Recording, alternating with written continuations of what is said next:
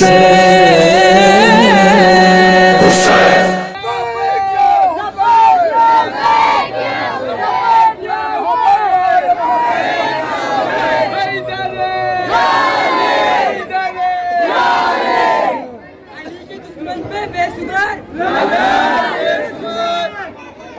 حول ولا قوة إلا بالله العلي العظيم. أعوذ بالله من الشيطان الرجيم. بسم الله الرحمن الرحيم.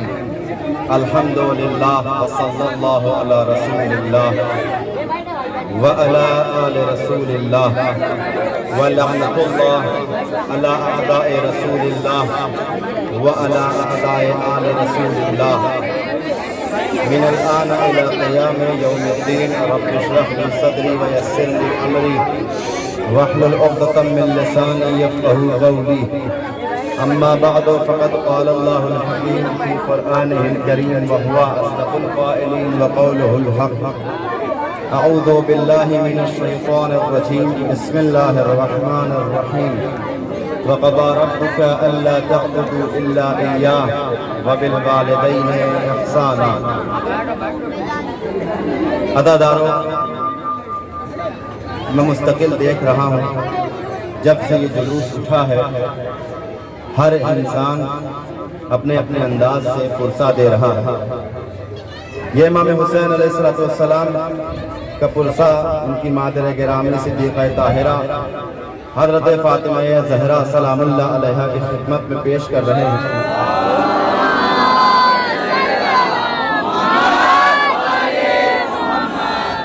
اور دعا گو کہ پروردگار اور بی بی سیدہ کی خدمت میں کہ بی بی یہ ایام دھیرے دھیرے ختم ہو رہے ہیں.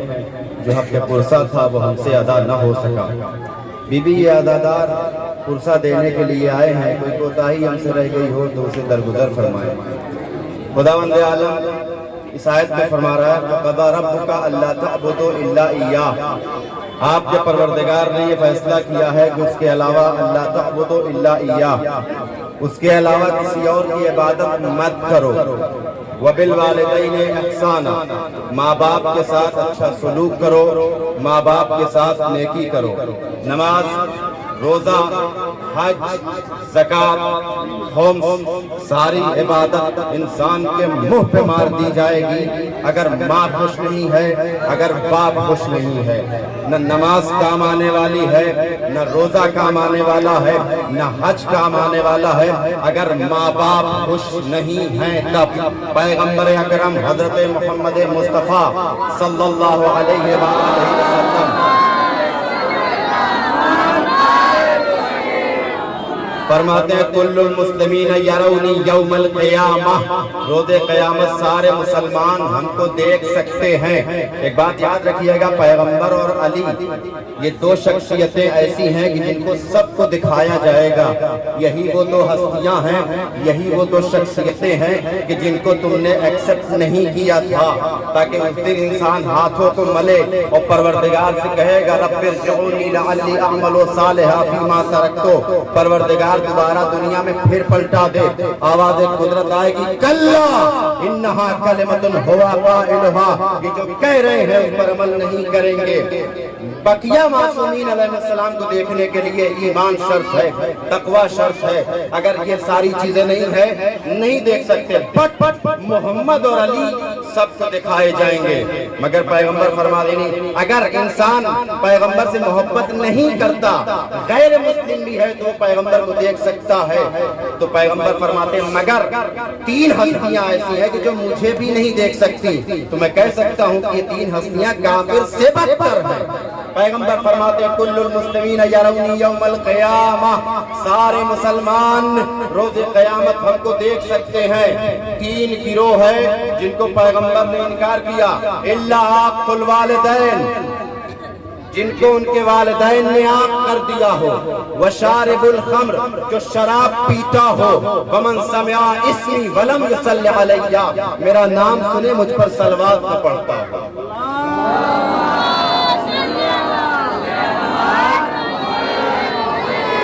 ماں باپ کی بڑی اہمیت ہے، ماں باپ کی بڑی عظمت ہے. یاد رکھیے اگر انسان ماں باپ کو خوش نہیں کرتا تو تو کوئی عمل اس کا خدا بند عالم کی بارگاہ میں قبول نہیں کیا جائے گا۔ قرآن کہتا وَاخْفِضْ لَهُمَا جَنَاحَ الذُّلِّ مِنَ الرَّحْمَةِ، جب باپ اور ماں کے سامنے جا کے کھڑے ہو تو اپنے شانوں کو جھکا کے ایسے کھڑے ہو جیسے غلام آقا کے سامنے کھڑا ہوتا ہے۔ دیکھو ہرگز ان دونوں میں سے کوئی ایک بوڑھے ہو جائے تو ان سے تند لہجے میں، سخت لہجے میں بات نہ کرو، ان کے سامنے نگاہوں کو جھکا کے رکھو۔ جب چل رہے ہو خیال رہے ان سے آگے نہ نکلنے پاؤ۔ باپ کی بڑی اہمیت ہے۔ مولائے کائنات حضرت علی ابن ابی طالب علیہ السلام فرماتے ہیں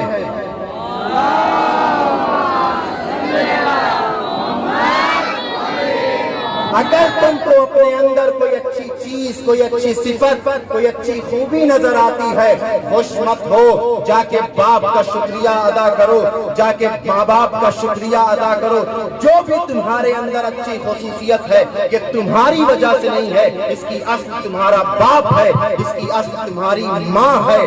اگر تمہارے اندر شرافت آئی ہے تو کم سے کم اسی بات کا شکریہ ادا کرو کہ اگر آپ کا باپ نیک اور شریف نہ ہوتا تو آج آپ نیک اور شریف نہیں بن سکتے تھے۔ بس میں آ گیا اپنی منزل پہ۔ یہ کون سے باپ ہیں؟ یہ کون ماں باپ ہیں؟ یہ وہ ماں باپ ہیں جو ہمارے اس دنیا میں آنے کا سبب بنے ہیں، مادی دنیا میں۔ جب اس ماں باپ کی اہمیت ہے تو جو روحانی باپ ہو کہ جس کے لیے پیغمبر نے فرمایا انا وعلی ابوا ہذہ الامہ، ہم اور علی اس امت کے باپ ہیں۔ تو پیغمبر نے تو اپنے اور علی کے لیے کہا تھا، حسین کیسے ثابت ہوں گے؟ کہ پیغمبر کی ایک حدیث اور بھی ہے، اولنا محمد، اوسطنا محمد، آخرنا محمد، کلنا محمد، سارے کے سارے محمد ہیں۔ علی بھی امت کے باپ ہیں، حسن بھی امت کے باپ ہیں، حسین بھی امت کے باپ ہیں۔ تو جب حسین امت کے باپ ہیں تو یہ امت اولاد تھی۔ اب آپ بتائیے انصاف سے کہ اگر ہم واقعاً امت محمدیہ ہیں تو حسین ہمارے باپ ہوئے یا نہیں ہوئے؟ اولاد کا کیا فریضہ ہے، اولاد کا کیا حکم ہے کہ وہ جب باپ کا انتقال ہو جائے، جب باپ کے اوپر کوئی مصیبت پڑتی ہے تو نیک اولاد باپ کے سوگ بناتی ہے، باپ کے مرنے پہ گریہ کرتی ہے، اور اس کے لیے قرآن نے بھی حکم دیا ہے۔ آپ جا کے دیکھیں، آیت نہیں یاد ہو رہی کوئی مسئلہ نہیں، چھٹا پارہ یہیں سے شروع ہو رہا ہے۔ آیت نمبر بھی آپ کو یاد نہیں کرنا ہے، چھٹا پارہ۔ خدا بند عالم کہتا ہے لا یحب اللہ الجہر بالسوء من القول، اللہ کسی ایسی بلند آواز کو پسند نہیں کرتا جو دوسروں کو بری لگتی ہو، جو دوسروں کو اذیت پہنچاتی ہو۔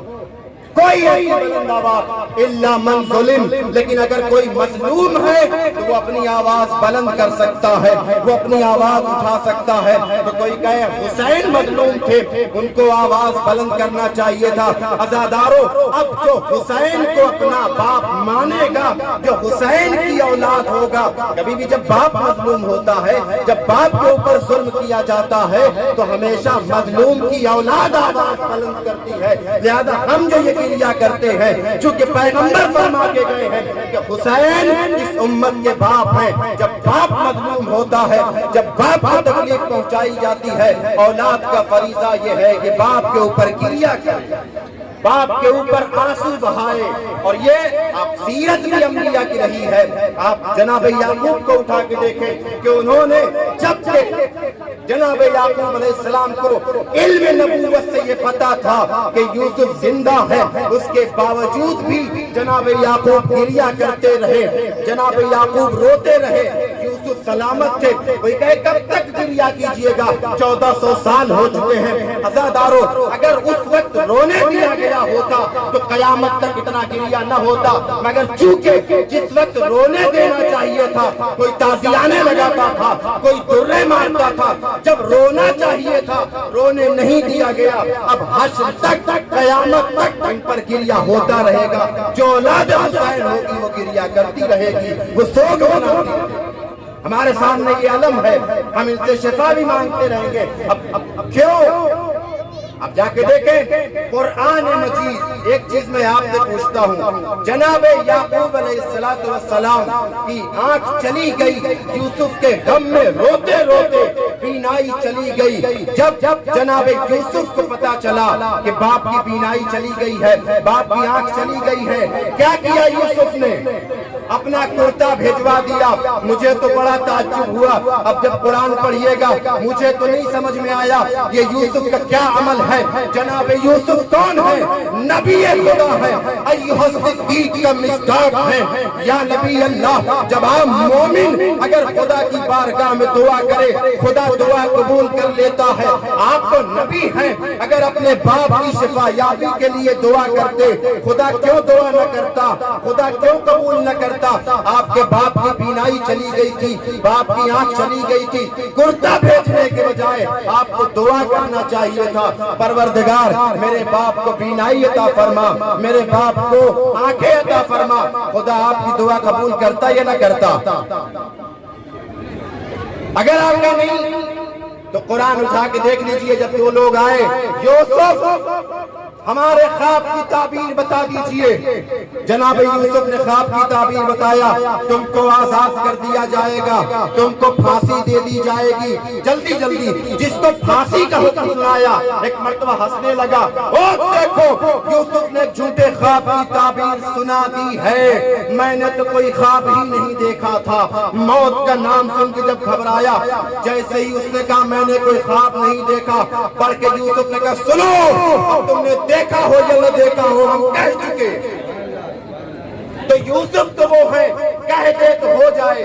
قرآن نے بڑھ کے کہا ایھا الصدیق، تو اگر اپنے باپ کے لیے دعا کرتے خدا دعا قبول نہ کرتا؟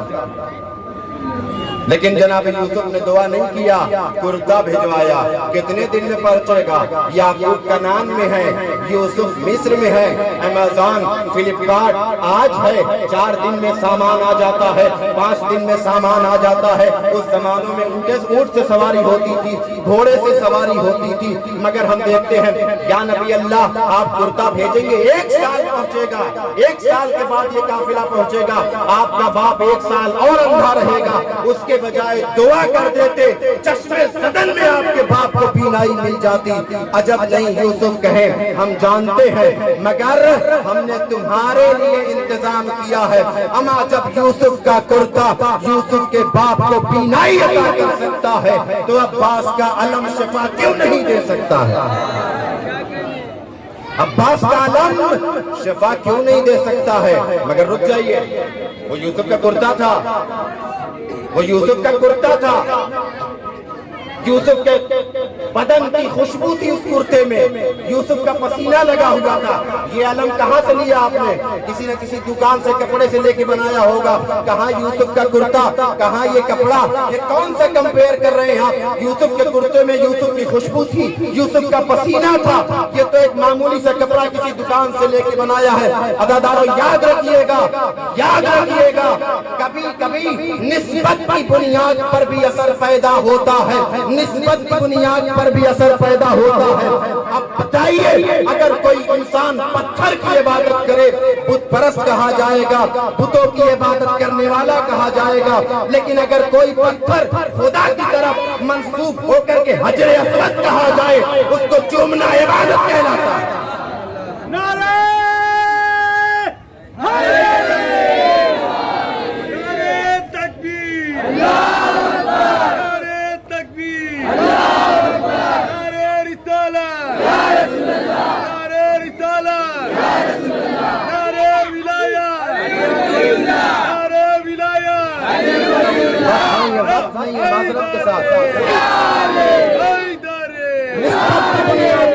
نسبت کی بنیاد پر بھی اثر پیدا ہوتا ہے۔ اب ایک مثال میں اپنے بچوں کے لیے دینا چاہتا ہوں، اپنے بچوں کے لیے آپ کے والد کا کیا نام ہے؟ اس کو صحیح کیجیے۔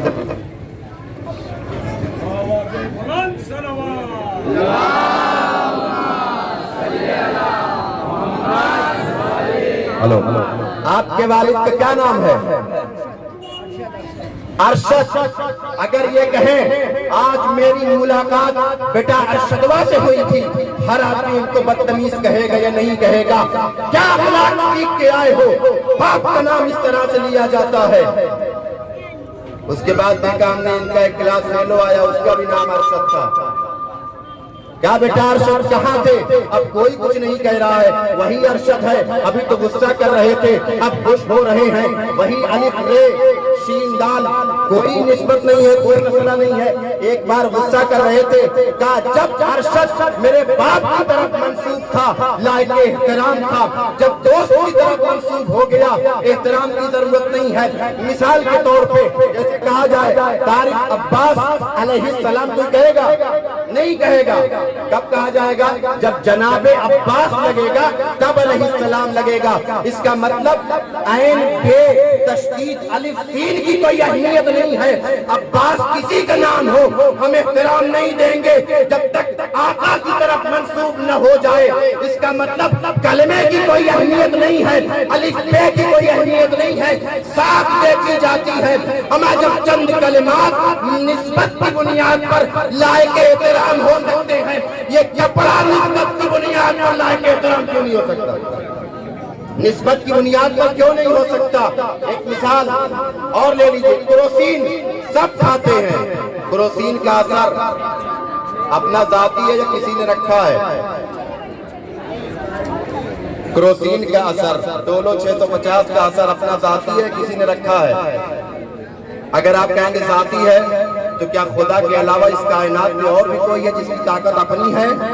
ہم تو کہتے ہیں پتا پتا بوٹا بوٹا نام سے اس کے چلتا ہے۔ ڈولو 650 کی تاثیر اپنی ذاتی نہیں ہے، خدا نے رکھی ہے۔ تو جو خدا ایک ٹیبلٹ میں اثر رکھ سکتا ہے کسی کپڑے میں اثر کیوں نہیں رکھ سکتا اگر وہ عباس کی طرف منسوب ہو جائے تو؟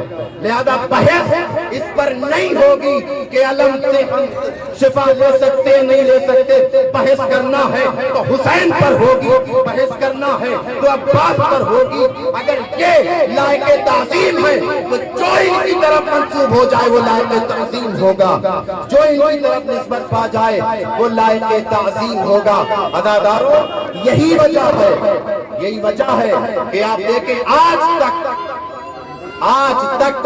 ہم حسین کے روضے کی شبیہ بنا کر گریہ کرتے ہیں، روتے ہیں، اشک بہاتے ہیں۔ کیوں؟ کہ اس لیے کہ ہم حسین کی اولاد ہیں، ہم حسین کی اولاد ہیں، حسین اس امت کے باپ ہیں۔ مذاق نہیں، دلیل کیا ہے آپ کے پاس؟ دعویٰ الگ چیز ہے، کہنے کو کہہ دیجئے فلاں منسٹر سے ہمارے تعلقات ہیں، زبان کون پکڑ رہا ہے؟ حسین نے کب کہا کہ یہ امت ہماری اولاد ہے؟ کر کے بتایا حسین نے، کہاں؟ قرآن اٹھا کے پڑھیے، حدیث نہیں پیش کروں گا، قرآن کی آیت دیکھیے۔ قرآن کہتا ہے قُوْ أَنفُسَكُمْ وَأَهْلِيكُمْ نَارًا وَقُودُهَا النَّاسُ وَالْحِجَارَةُ، دیکھو اپنے آپ کو اور اپنے اہل خاندان کو جہنم کی اتاق سے بچاؤ جس کا ایندھن انسان اور پتھر ہے۔ اس آیت کو ذرا غور کریں، مطلب اکیلے جنت میں جانا کافی نہیں ہے، اسلام سب برداشت کر سکتا ہے، سیلفش اور سوارتھی مسلمان برداشت نہیں کر سکتا۔ کوئی اکیلا جنت میں جانا چاہے گا نہیں جا سکتا، خود بھی جاؤ، بیوی کو لے جاؤ، خاندان والوں کو لے جاؤ، جہاں تک تمہاری طاقت اور قدرت ہے کوشش۔ ہم سے کیا مطلب کہہ کہ نہیں چل سکتے، امر بالمعروف۔ اب آپ بتائیے قرآن کی آیت ہے، آج مجھ جیسا جاہل 4-6 سال پڑھ کے اتنا سمجھ میں آ رہا ہے حسین نواسہ رسول ناطق قرآن، رسول کی زبان چوسنے والے، جس کے لیے رسول ناکا بنا، زلفوں کو ہاتھ میں پکڑایا، مہار بن کے چلا، نانا سب کے ناکے آواز نکالتے، میرا ناکا آواز نہیں نکالتا، پیغمبر آواز نکالے۔ وہ حسین قرآن نہیں جانتے تھے، اس حسین کی نگاہ قرآن پہ نہیں تھی۔ عجب نہیں، حسین کہیں گے اما میں جوانان جنت کے سردار تھا، میں تو جنت کو چلا ہی جاتا۔ حسین کو کوئی جہنم میں ڈال سکتا تھا؟ نہیں، میں تو جوانان جنت کے سردار تھا، میں تو چلا ہی جاتا جنت میں، میرے نانا کی جنت، میرے باپ کی جنت، مجھے کون روک سکتا تھا؟ مگر حسین کہیں گے قرآن نے کہا اکیلے جنت میں نہیں جانا ہے، اپنی اولاد اور اپنے خاندان کو لے کر کے جاؤ۔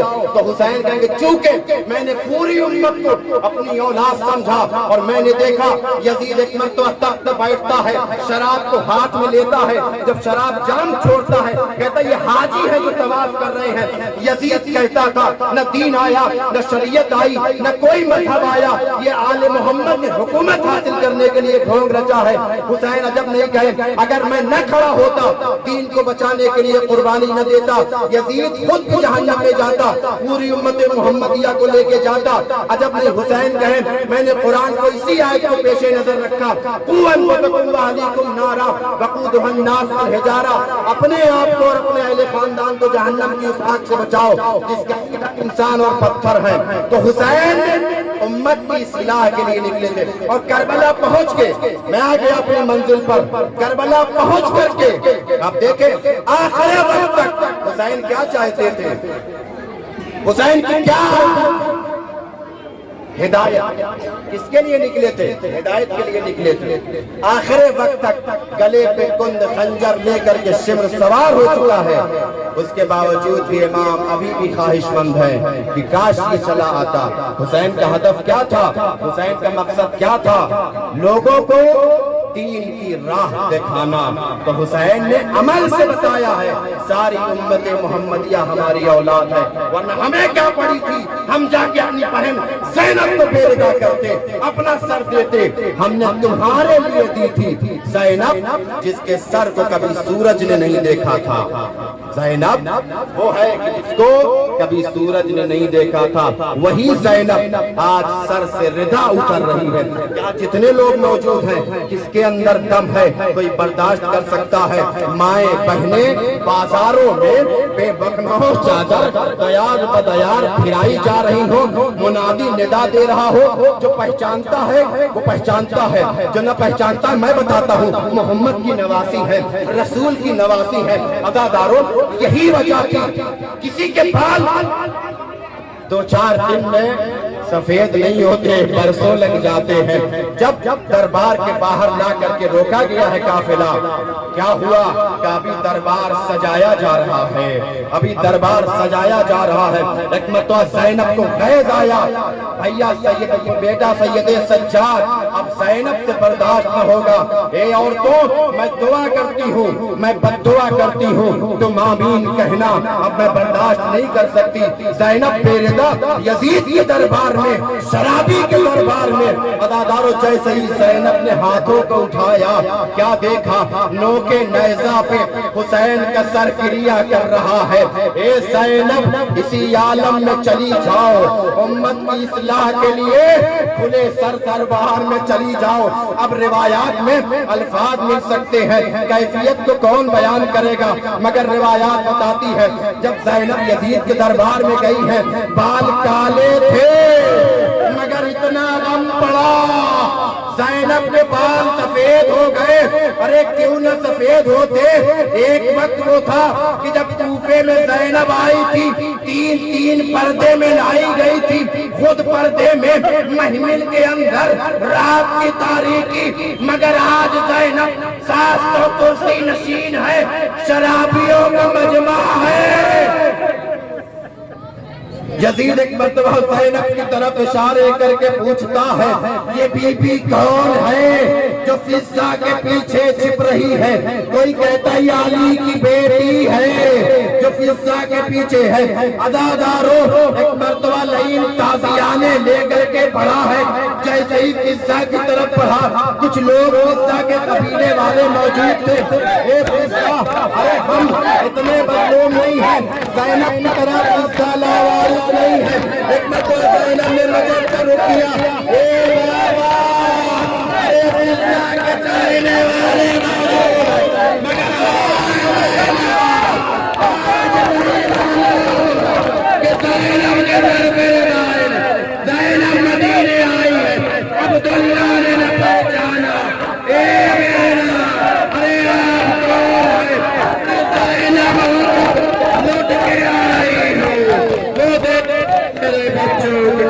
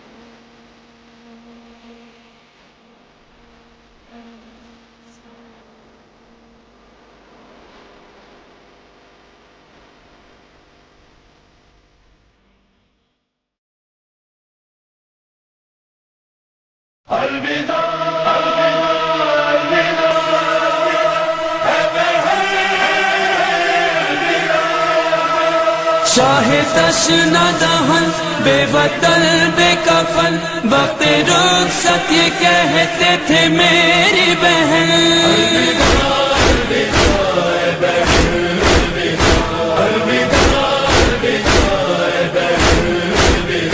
ہم تو رن کو چلے خون روتے ہوئے، کیا کریں جی کے اب لٹ چکا ہے چمن، الوداع الوداع بہن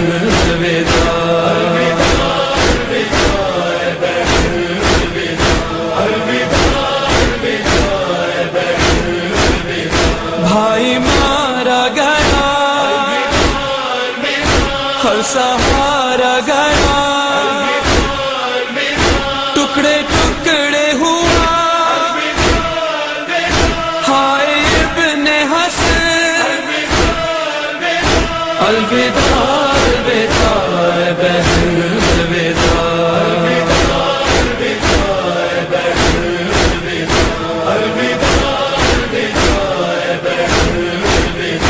ہائے اکبر جوان راحت قلب و جان، کھا چکا ہے سینا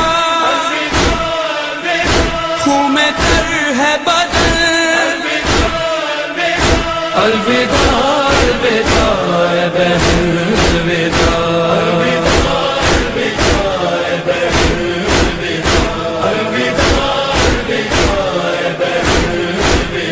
جھولا ویران ہے، لب پہ اب جان ہے، لاش اصغر ہے اور جل رہا ہے یہ بن، الوداع الوداع بہن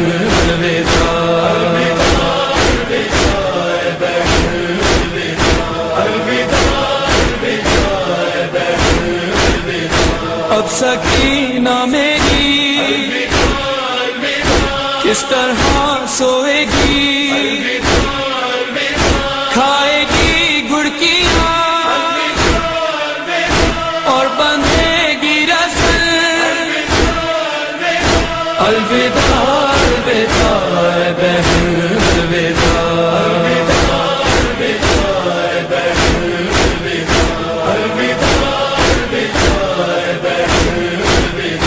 جب چھنے گی ردا زینب غمزدہ، صبر کرنا بہت سہنا رنج و محن، الوداع الوداع بہن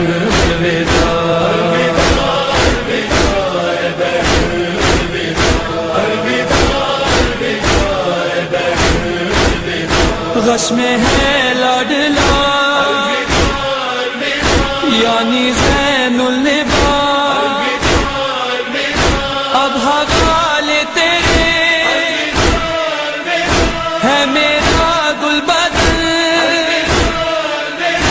الوداع الوداع بہن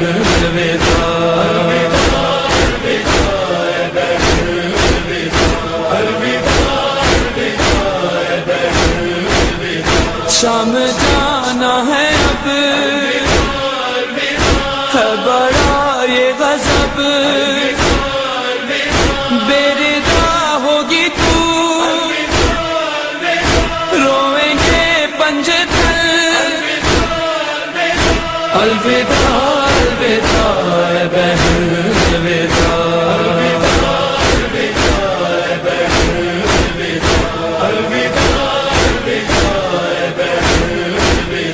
جا کے بازار میں اور دربار میں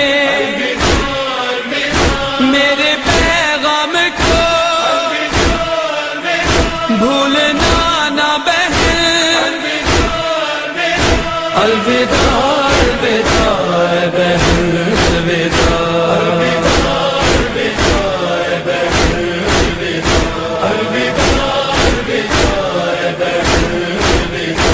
عیسیٰ میں غمزدہ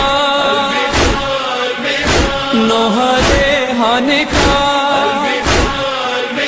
میں نے پڑھ تو دیا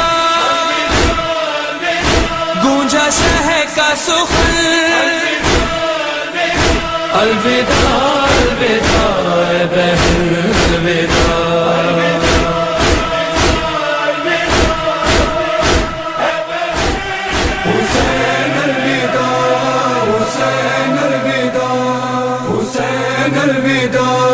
حسین الوداع شیعوں کے سردار حسین الوداع حسین الوداع تازیہ خانوں سے آج ہوتے ہیں رخصت امام دل پہ ہے رنج و تاب ہوتے ہیں رخصت امام آخری ماتم ہے آج ہوتے ہیں رخصت امام کہہ دو عزادار حسین الوداع حسین الوداع حسین الوداع شیعوں کے سردار حسین الوداع حسین الوداع یہ سکینہ کے بین ہائے چچا لتش آئے گا کیوں کر کے چین ہائے چچا لتش خیمے میں ہے شور و شین ہائے چچا لتش کے علمدار حسین الوداع حسین الوداع حسین الوداع شیعوں کے سردار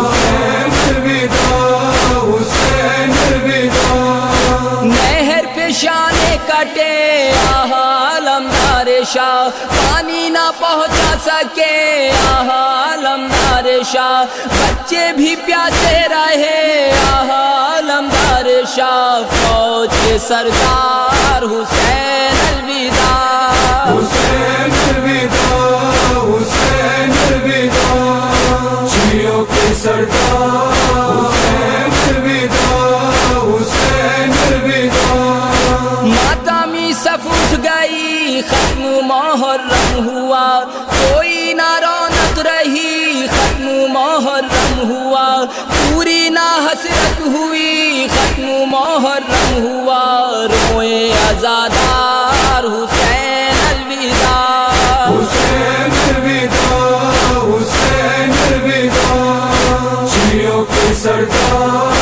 حسین الوداع حسین الوداع کھا کے سینہ مر گیا شہ کا وہ کڑیل جواں ریتی پہ تڑپا کیا شہ کا وہ کڑیل جواں پانی نہ جس کو ملا شہ کا وہ کڑیل جواں رخصت دلدار حسین الوداع حسین الوداع حسین الوداع شیعوں کے سردار حسین الوداع حسین الوداع مر گئے شاہ ہدا 10ویں محرم کو قتل ہوئے اقربا 10ویں محرم کو کوئی نہ باقی رہا 10ویں محرم کو اے میرے غمخوار حسین الوداع حسین الوداع حسین الوداع شیعوں کے سردار